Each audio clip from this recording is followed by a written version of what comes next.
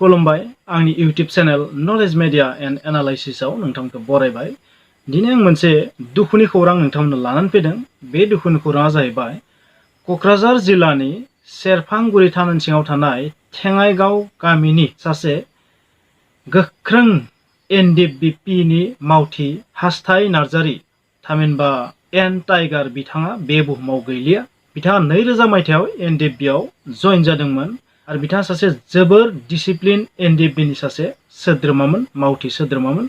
नाथाय बिथाङा दिनै गावनि बिसि आरो सानै खुदियाखौ नागारनानै, सानै गथ'खौ नागारनानै बे बुहुमनिफ्राय नागारलांबाय आरो दिनै जोंनि बर' हारिया सासे बर'लेण्ड बिग्रायनायनि बिरखौ खोमानांगौ जाबाय आरो बिथांनि जिउ गोमानायाव थारैनो बर' हारिया सासे बर'लेण्ड बिग्रायनायनि गोख्रों दावहारुखौ खोमानांगौ जाबाय। NDFB नि एम गेरेमसा बिथाङा बुंनाय बादिब्ला बिथांनियाव गुग्ला जादों होननानै मिथिदोंमोन गिबियाव, नाथाय उनाव मिथियो जे बिथांनो फेरलेप नामनि मोनसे बेराम जादों। बे बेरामाव बिथाङा जिउ खोमानांबाय होननानै बुंदों, नाथाय दासिम मोजाङै क्लियार नङा बिथाङा मा बेरामाव जिउ गोमाखो।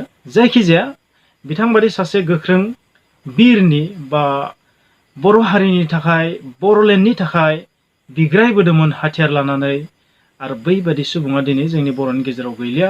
बेबायदि सासे गोख्रों बिरनि जिउ गोमानायाव, जोहोलावनि जिउ गोमानायाव बर' हारिया गोबाङैनो खहा जादों होननानै आं सानो। बे मोनसे दुखुनांथाव खौरां।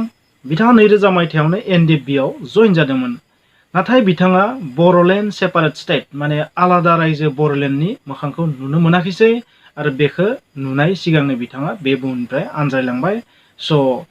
आं गासैबो बर' रायजो राजाफोरखौ बिथांनि जानानै गसाइनियाव आरज गाबनो थाखाय रिक्वेस्ट खालामो, खावलायो जेन बिथांनि जिउमाया सोरगोआव आलो गोजोन थाहैनो हाथों।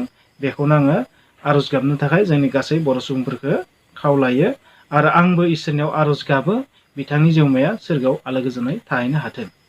जोबनायाव आरोबाव गासै रायजो राजा नोंथांमोनखौ, बर' रायजो राजा नोंथांमोनखौ बिथां हास्थाइ नार्जारी थामहिनबा एन टाइगार बिथांनि थाखाय आरज गाबगोन जेन बिथांनि आत्माया सोरगोआव आलो गोजोनै थानो हायो। बिथांखौ जों पार्टीनि नोजोरजों, बबेबा आफादनि नोजोरजों नायनाङा। बिथाङा बर'लेण्ड बिग्रायनायनि सासे बिर जोहोलाव होननानै साननानै लानानै जेन इसोरनियाव आरज गाबो।